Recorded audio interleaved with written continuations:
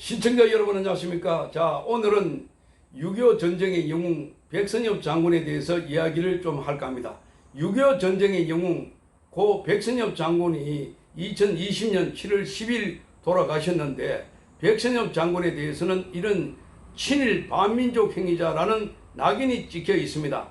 지금 국가보훈부와 현충원 인터넷 홈페이지 들어가면 이 백 장군을 조회하면은 비고란에 친일 반민족 행위 진상규명위원회에서 친일 반민족 행위자로 결정, 이렇게 표시가 되어 있습니다. 말하자면 친일 행적에 대해서 낙인을 찍어놨다 하는 겁니다. 그런데 평소에 백선엽 장군은 본인이 친일 행위를 한 적이 없다, 일본군을 대신해 가지고 우리 강복군을 탄압한 적도 없다, 이렇게 말했습니다. 자, 중공군하고 싸웠다, 이렇게 말하고 있습니다. 6.25 당시 북한군과 싸워서 다부동 전투에서 북한군이 2만 명이 내려올 때 8천 명을 거느리고 거기서 결사항전을 했고 잘 물리쳤기 때문에 시간을 벌었고, 그래서 메가더 장군이 인천 상륙 작전을 하게 됐고 우리가 반격을 해서 그래서 수도를 다시 회복한 겁니다. 자, 그야말로 대한민국 멸망 직전에서 나라를 구한 영웅이다, 이렇게 봐지는 겁니다. 그런데 친일 행적을 구해가지고 마구 공격을 하고 있다라는 겁니다. 자, 이게 좌파 세력들이다. 이게 북한군을 막아서, 그래서 이 지금 좌파들이 어찌됐든 지금 이 백선엽 장군에 대해서는 6.25 전쟁의 영웅인데 지금 친일 반민족 행위자로 낙인을 찍어놨는데, 여기에 대해서 보훈부가 바로 그 낙인을 떼겠다, 그 딱지를 떼겠다, 삭제하겠다라고 밝히고 있습니다.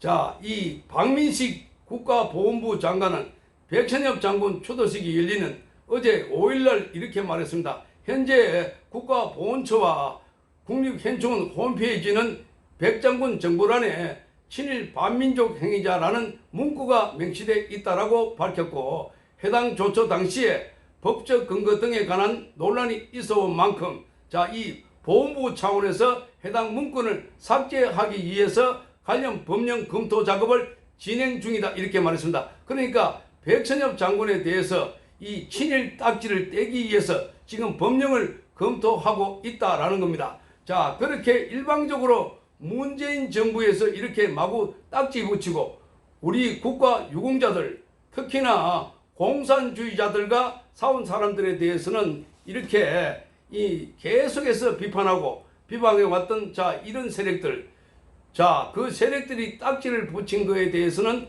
딱지를 떼겠다, 이렇게 말하고 있습니다. 백선엽 장군뿐만 아니라 나머지 11명 모두 12명이 그런 딱지가 붙어 있는데 모두가 다 그런 딱지에 대해서 지금 떼는 걸 검토하고 있다, 이렇게 밝혔습니다. 자, 박 장관은 홈페이지에 해당 내용을 기재하는 것이 법적으로 타당한지 따져서 삭제 여부를 결정하겠다고 했습니다.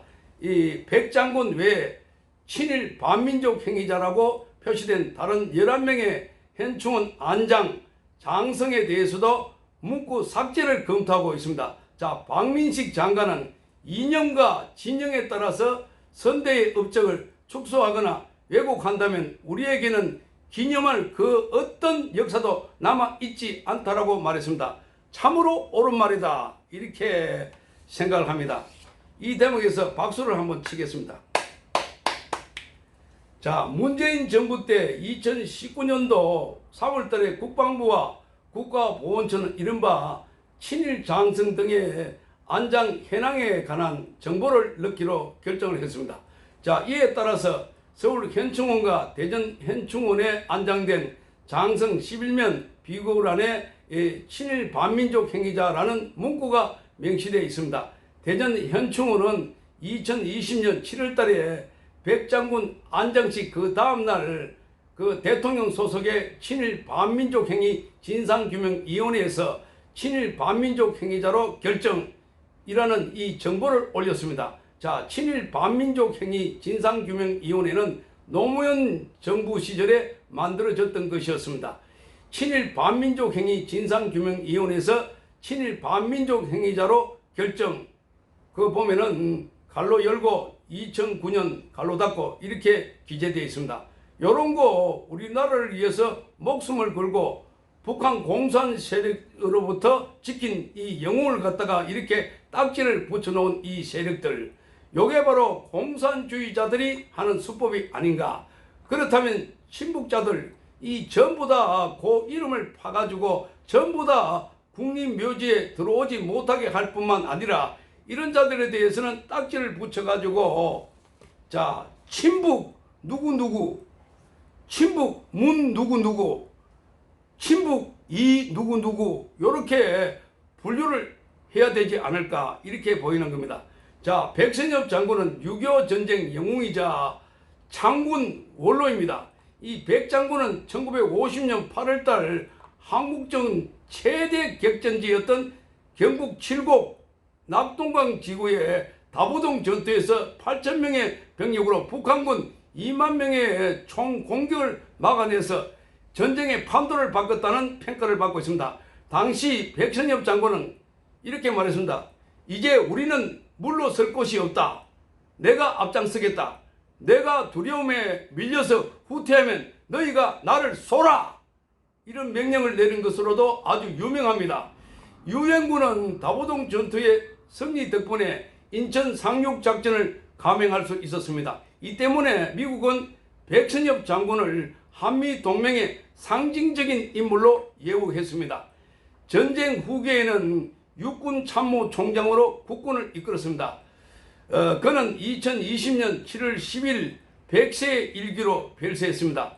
자, 그때 7월 10일 날 100세로 별기했는데 그 하루 전날 7월 9일 날 박원순이 사망한 날입니다. 자, 박원순이 사망하고 난 이후에 갑자기 이렇게 박원순을 영웅화하고 이 서울시 5일장으로 하겠다. 그 당시 박원순은 범죄 행위와 관련해서 조사 대상이었는데 이 자살함으로 인해 가지고 이제 수사가 종료돼 버렸죠. 그런데 거기에 영웅 취급을 하는데 그 백선엽 장군에 대해서는 이 육군 장군으로 하겠다. 이렇게 하니까 우리 국민들이 무슨 소리냐? 국장으로 해라. 국민장으로 하라. 이런 식으로 우리 국민들이 아주 그냥 강력하게 항의를 했고 그 항의가 빗발쳤습니다. 아니 우리나라의 6.25 전쟁의 영웅을 갖다가 이렇게 대접해서 되느냐 이런 식으로 우리 국민들이 분노를 했던 것입니다. 자, 그 백 장군의 이 빈소도 마련해 주지도 않고 그래서 시민들이 광화문 광장 거기 보면은 세종대왕 동상이 있는데 그 앞에 시민 빈소를 차려가지고 많은 국민들이 줄을 이어 이 백선엽 장군 빈소를 찾았습니다. 자, 그 비가 오는데도 한 줄이 모자랐고 두 줄, 세 줄, 네 줄로 이 빙빙 돌아 만들어갖고 수많은 사람들이 모여들었습니다. 이 백 장군은 일제강점기 만주군 간도 특설부대에 복무했다는 이유로 2009년도에 친일 반민족 행위자 명단에 올랐습니다. 자, 그러나 백 장군은 생전에 중공군 팔로군과 싸웠고 독립군은 구경도 못했다 이렇게 말한 것으로 전해지고 있습니다. 그러니까 친일 행위를 한 적이 없다라는 겁니다. 자, 일제시대에 태어난 사람들 가운데 자, 일제강점기 이 시기에 태어난 사람들 그 박정희 대통령도 그렇고 나라 잃은 서러움에 그때 일본에 나라를 뺏긴 상태에서 여기에 관해서 걸리지 않은 사람이 누가 있을까? 그럼에도 불구하고 좌파들은 지금 의도적으로 북한에 침묵 행위를 하면서도 그때 나라 없이 태어난 사람들이 어쩔 수 없이 일본 제국주의나 또는 그 관련된 단체에게 봉사하거나 이런 사람들을 가지고 계속 친일 행위자라고 이렇게 공격하고 있는 것은 이들이 철저하게 반공주의자이기 때문에 이들이 북한의 침략을 막아냈기 때문에 그러지 않을까. 이 백선엽 장군이 박원순을 그때 영웅화할 때 그때 돌아가심으로 해서 사실상 백선엽 장군이 돌아가심으로 해서 그 분위기를 막았다. 백선엽 장군이 돌아가심으로 해서 박원순을 영웅화하는 분위기를 막고 전부 다 국민들 관심을 여기에 쏠리게 했다.